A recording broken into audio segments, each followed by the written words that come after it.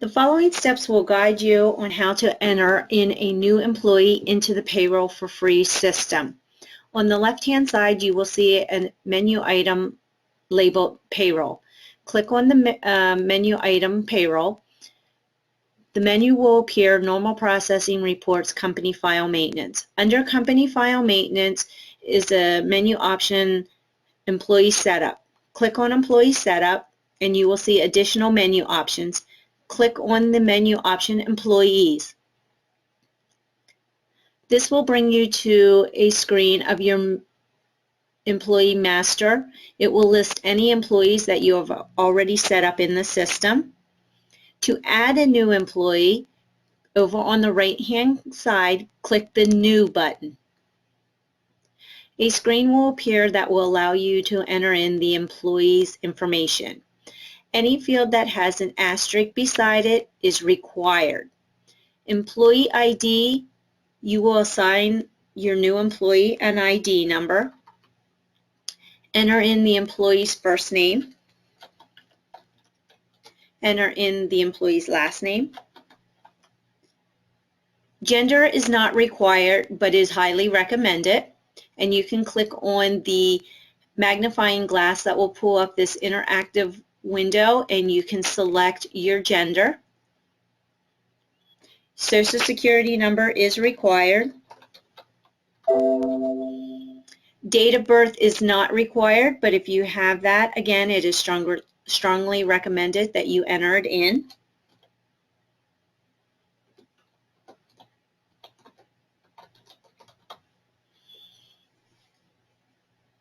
Contractor is if this employee is a contracted employee versus a W-2 employee.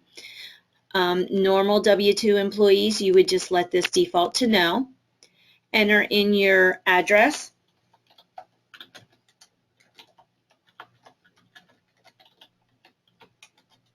City. State of Providence, again, you can click the magnifying glass to pull up a search window and find the appropriate state.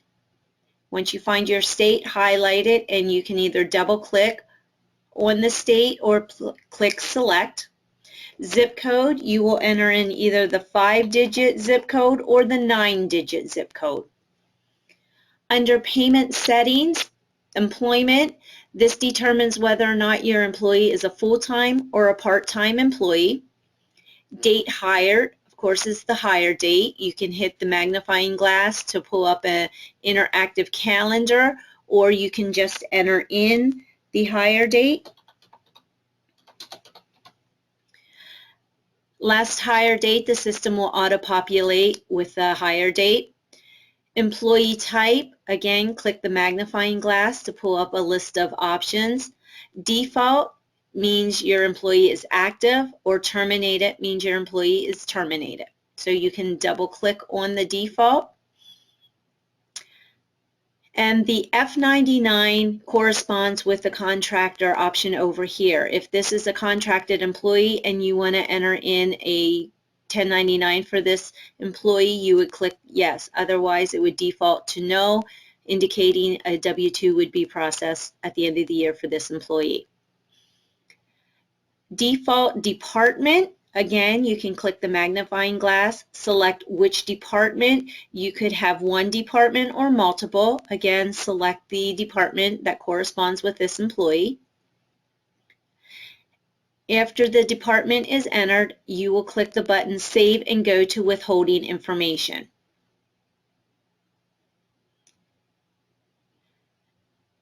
A message will appear on the screen indicating that this employee has no withholding record and would you like to set one up now? You would click OK. The from date is going to default to today's date. You want to backdate this to the employee's date of hire.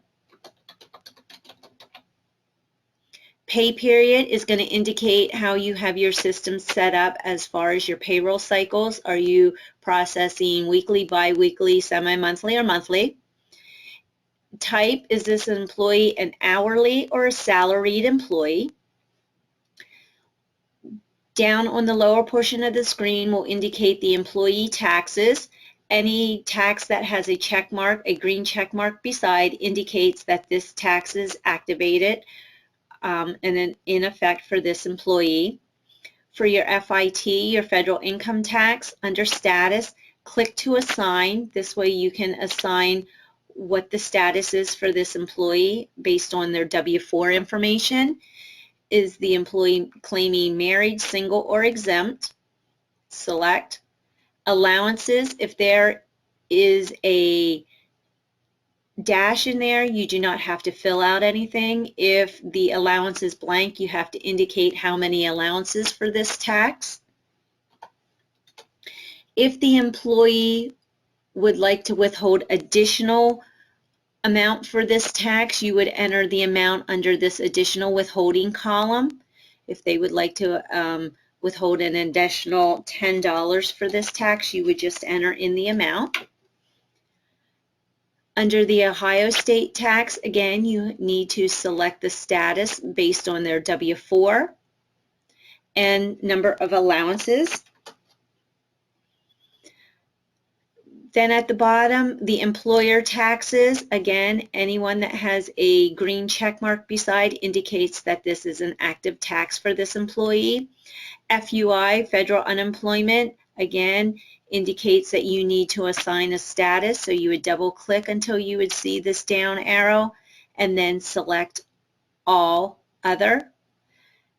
Once all this information on the screen is filled out and correct, you can click Save and go to Payroll Specifics. This screen indicates any earning codes that you want to activate for your employee. To activate an earnings code, you would double click on the red X. Now it becomes a green check mark indicating that this is an active code for this employee. Again, the start date or effective date is going to default to today's date. You will need to double click until you see this elliptical button, and you can double click on the elliptical button and override the date. Click OK. Or you can just highlight this start date column and then overtype. If you choose to do this method, you must enter in the slash to indicate the date. Over on the rate column, this is where you would enter in the employee's hourly amount if the employee is an hourly employee, or salaried amount if this employee is salaried. If this employee is a salary employee, this amount will be what you pay based on your payroll cycle. In this example, this is a bi-weekly payroll cycle, so I would enter in the salaried amount for the bi-weekly if this was a salaried employee. Mickey Mouse example is an hourly, so I would enter in the hourly rate. If you choose to have any deductions for your employees, again, you would just activate your deductions that you want to be withheld for your employee. If you do not withhold any deductions, you can skip this screen and go to direct deposits if you choose to have direct deposit. If you do not have direct deposit, then you can click the white X and it will take you back to the employee master. We are going to go to direct deposit. To add a new record into the direct deposit, you would click New on the right-hand side of the screen. You would enter in your employee's bank information. Bank type, is this deposit going to go into a checking account or a savings account? Is the amount going to be a percentage, yes or no? If yes, then you would enter in the percentage amount. If no, you would click no, and this would be a flat dollar amount. I am going to choose yes for percentage. I want 100% of my net check to go into the checking account. You would enter in your employee's bank account and your employee's routing number.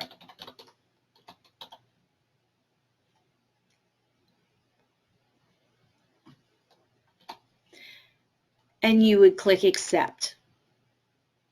Now I have just entered in my bank account for Mickey Mouse for direct deposit. I click Close to go back to my employee master. Now Mickey Mouse has been entered into my employee master file for me to continue processing. I also have an option down here in the lower right hand corner for emergency contacts. If I choose to enter in emergency contacts for my employee, I would click on the option Emergency Contacts, and again click New on the right hand side of the screen. Enter in emergency contacts, last name, first name, and then if I want to enter in a home phone number, I could enter in Minnie Mouse's work number. I could enter in her address, an email.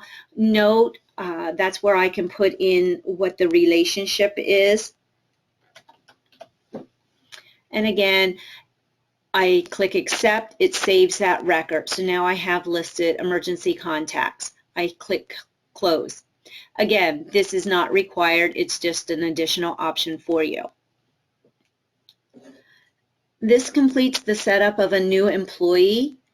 You can also view written instructions if you go up to Help, Payroll for Free Web Help.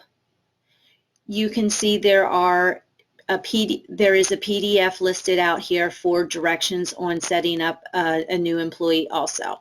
So you have the option to print out this PDF if you need additional instructions. To close out of this window, you can click Close or you can click the red X. Thank you.